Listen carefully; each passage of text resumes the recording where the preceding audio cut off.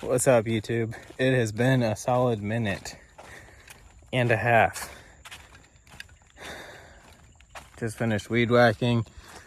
Well, for now. Taking a break. Out of breath. Didn't realize I was out of breath. Anyways, cover crop is above my head down there, and it's time to start cutting it. I'm getting it about, I don't know, waist height, or just under waist height, I guess. Height of the irrigation heads. So there's 1, 2, 3 way back there somewhere. Just so by the time I get this done, I'm doing a little bit at a time each night, just because there's so much else going on. And currently the silage tarps, are finally on this plot. I really didn't want to even have to tarp it. I can see the grass from my eye, on my nose. I really didn't want to tarp this. I wanted to get the compost spread in time and just cover crop it and let the cover crop kind of smother out any weeds that come up and then tarp it, but that didn't work out. So I got the compost spread finally like a week ago, and the tarps went down right after. There's a lot of weeds. There's like a ton of weeds actually. Ended up having to weed whack the weeds down and then put the tarps, but it's working out. I'm gonna leave this on for about 3 weeks. We're at week 1, so 2 more weeks I'll take that off, and then once I get all of this cover crop down here, I think let's see, 1, 2, 3, 4, 5. So it would be 6. I'm right at half of the garden cut now. Cut to waist height. And once I get this done, then I'll come through with the blade and start weed whacking it to the ground. And I'll let it sit for about a day. I thought about grazing the sheep onto it, because sun hemp and iron clay cowpea are both really good forages. But I'm not really sure what I want to do. There's plenty of grass in that pasture that needs to be grazed. I actually just started. You can see those tall posts right here. That's one of the corners of the pasture fence that I've just started, and then I ripped a bunch of 2x2 posts that I'm gonna pound in. And hold on. Willow, Ella the Willow, come here. Come on. Finally got the perimeter fence all the way done. The gates are up. Willow slips under the gate still. The neighbor walked past, so she went to go say hi. Shadow, on the other hand, I'm not going to turn the camera off, but you can see him chilling right there, the big old white fur ball. He's been a pain in the butt. He has been jumping the corner over here and taking off. And the other, like a week ago, after 4th of July, I ran to town, went to the juice bar. My church finally got open. It's amazing. If you ever are in Crystal River, Florida, definitely stop to Always Abound, or stop into. It turned out amazing. I'm there almost every day. I go down there, hang out for lunch when it's way too hot to be working out here, and get a juice or a coffee. I normally don't drink coffee, but their coffee's amazing. So who knows, maybe you'll catch me there one day. And then I'll also be doing a pop-up farmers market at the juice bar once the season starts up. My CSA is going to get announced in the next week or 2. I don't really know. Got to get the flyers done and start promoting it. But anyways, that was a long tangent. I went to the juice bar, like it was about a week ago, I guess, and the thunderstorm rolled in like right as I left, and I had Shadow out running in the field. And he's, for a good solid week and a half, he was respecting the fence and he wasn't jumping. So I didn't even think twice about it, honestly. And I come back an hour later and he's missing, and I looked everywhere for him, and he's never taken off like this. before the fence was up, if he got out, he would just roam the neighborhood and then he'd come back, or I'd go and catch him. But he normally would stick close, but he took off because he was scared of the thunder, because the fireworks, since I moved to Florida, have really messed him up. And so any loud noise, gunshot, firework, thunder, all of that, he goes berserk, especially after the 4th of July, and it takes a while for him to calm back down. But he was gone, and I looked everywhere for him for a good 2 hours, and I posted on Facebook, called animal control, called the sheriff's department, called everybody, and I was like, if you see a big white dog, call me. And my neighborhood, I just want to give a shout out to everybody in the neighborhood. They're all amazing. This community here is probably the best group of neighbors I've ever had, and like genuinely the best group of neighbors. There was, I don't know, 4 or 5 of them. I didn't even know, but until after, but there was like 4 or 5 of the neighbors that stopped what they were doing and went out in their cars, driving all over the community looking for him. I even like stopped, like, I don't know, half a mile, quarter mile away. There was a homeless guy sitting at like on the edge of the road by a fence. Pulled over, asked him, I was like, hey buddy, have you seen a big white dog running by? And he's like, you're the second person that stopped and asked me in the last hour. And I was like, dang, okay. But anyways, it was really cool. My neighbors are awesome. If you're watching this, any of you guys, you're the best. I love you guys. Anyways, he took off. Animal control caught him, and Citrus County apparently has a mandatory spay and neuter policy or ordinance or whatever. And Shadow is intact. Both of his parents were imported. Their genetics are amazing. They're from Europe. I didn't have it in me to neuter him, and so I kind of threw a fit and I fought it and tried to anyways, and they're like, there's really nothing you can do. And then finally they told me, well, the alternative option, you have a one-time opt out of the neuter thing, but it ended up being $550 once all the other fines were paid. And I got him out with his gonads still attached, and yeah, it was extremely expensive. And they said if he ever gets caught again, then they're just gonna do it, and I have no option. So go figure that the next 3 days after getting him here, he jumps the fence and takes off because he like is a pain in the butt. But anyways, I got the electric poultry net set back up. I don't really know if in the last video, gosh, I don't remember when the last video was. It's been a minute.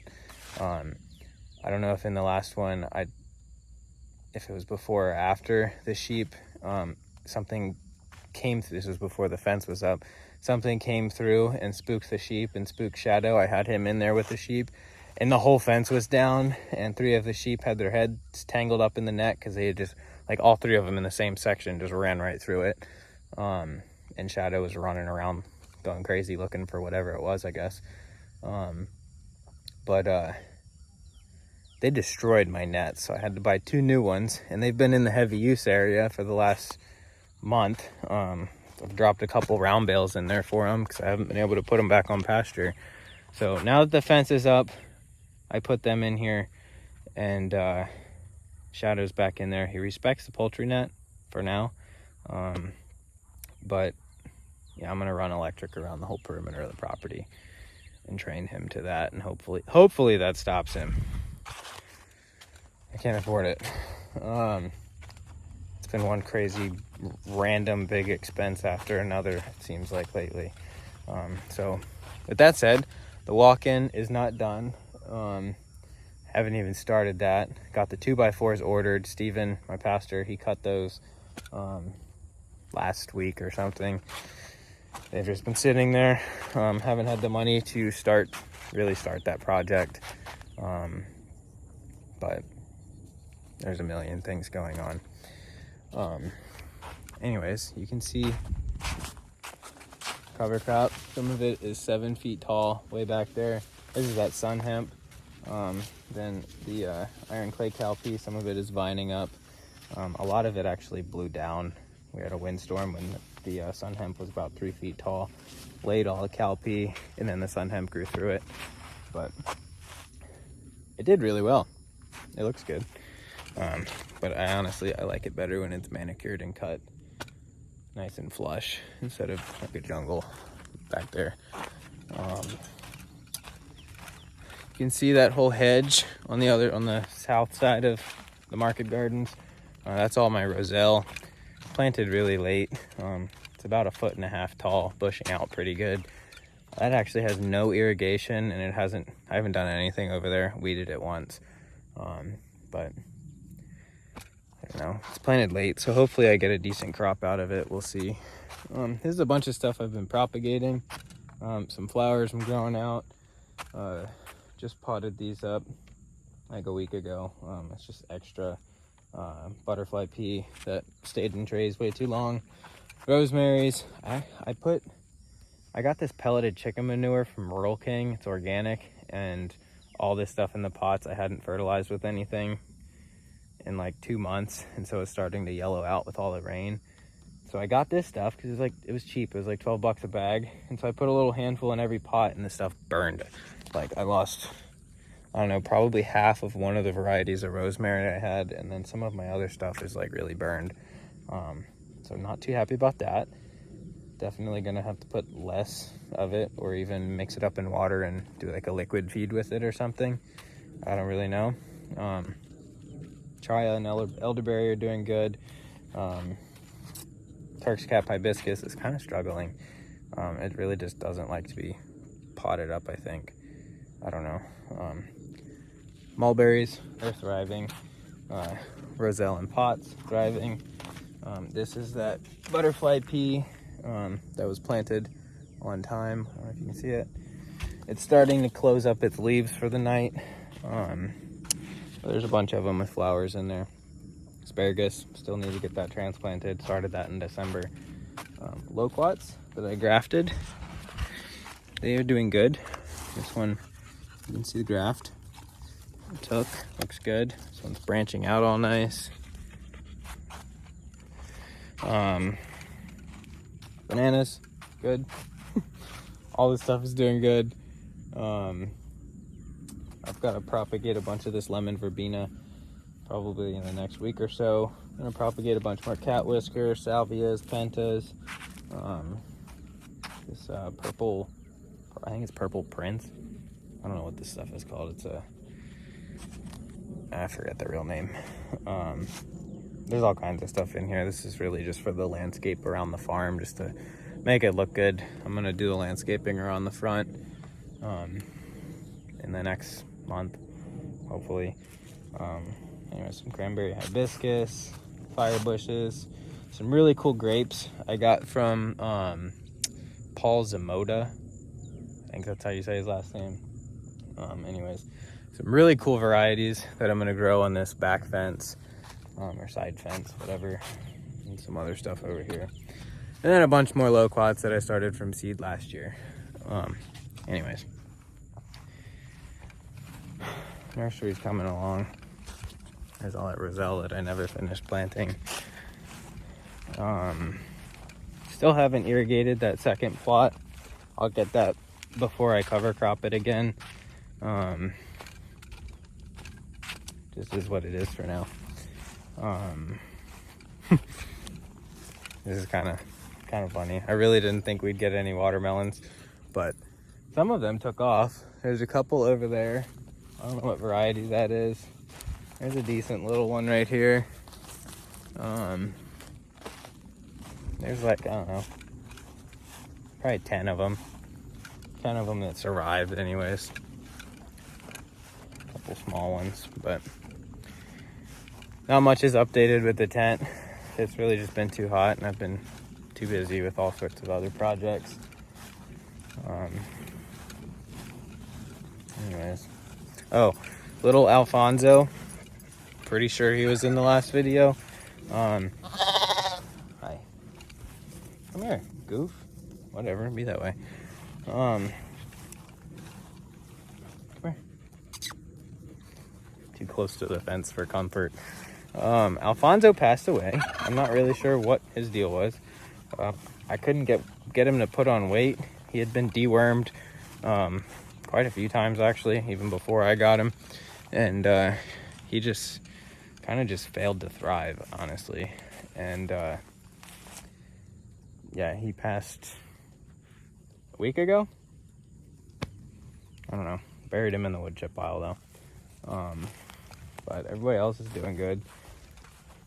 So yeah, that's the update. The CSA program hopefully is going to start soon. I'm counting on that, honestly, to raise up enough money to finish the farm. I haven't even ordered seed for this season. It's like kind of stressing me out, but I'm just trusting God that it's all going to work out. Still need to build the walk-in. That's $3,000. Seed is going to be about, I don't know, $2,500 for the season, I guess. I'm sure I'll run out of some things and need to order more later. But gotta get that. Gotta get more seed trays and fertilizer. I'm probably gonna order a pallet or two of that. Probably just get Harmony and there's a couple other things on my list that I'm not remembering now because I'm not looking at my list because it's like stresses me out because no matter how many times I look at it, I still don't have the money to order anything and get the ball rolling on those projects yet. But that's the update. So trying to think if there's anything else that's been going on. I don't know. I'm going to try and be more consistent with making videos. We'll see if that actually happens. But I guess once I have the money to move on to the next projects, then I'll have something else to talk about. But in the meantime, it's kind of just maintaining the projects that are started and trying to finish them up as I can. But that's your update. So I'll catch you in the next video. Thanks for watching. If you feel led to donate to the ministry to help get the farm up and running, honestly, that'd be amazing. I know a lot of you can't join the CSA program to support, but you can make a donation. You can even, I've been really thinking about this a lot. So U-turn guys at the church, they're not going to be coming to the farm to do much working and helping out here, but I'm still planning on like growing a ton of produce to give to the church for the U-turn guys. So I've even been thinking about doing like a sponsor a U-turn guy, but not in particular kind of thing. So if anybody wants to sign up that isn't in Crystal River or surrounding towns, it's like maybe out of state or something, but wants to sponsor a CSA share that goes to the church, that'd be really cool. If not, I'm still planning on giving them a ton of stuff and then supplying the juice bar too. But that's kind of separate. But anyways, that's an idea I've been throwing out, like thinking in my head, talking to myself. I don't know. But yeah, so I guess CSA hasn't really been announced, but it's $500 for the season. It's a 20-week season, $25 a share. And yeah, it's about $30 to $40 in goods each week that you get for $25. That's a heck of a deal. Oh, and on top of that, CSA members are also going to get 10% off of additional produce. So if they come to the market, they get a deal. And then they also get 10% off of anything else that I sell, really. So whether it's my prepped salads, whether it's my kombucha, which sells like crazy, everybody loves it lately. Kombucha, salad dressings, plants, 10% off. You get a lot of perks for being a CSA member. I mean, I guess if you do the whole sponsor thing, you don't really get those, but then you also just get the pleasure and the blessing of being able to donate to the U-turn guys. So that honestly is the biggest perk in that sense. But anyways, I'm just running my mouth now. But like I said, if you feel led to donate, it's amazing. It really helps, like, so much. I really wouldn't have been able to get this far just on my own, because my finances ran dry really quick by just pouring everything into this place. So if it wasn't for you guys pitching in and helping out and supporting the ministry, I wouldn't be this far along. So I really appreciate it. I'll keep you all posted. It's been really crazy, so bear with me on that. So anyways, God bless, happy gardening, and I'll see you in the next video.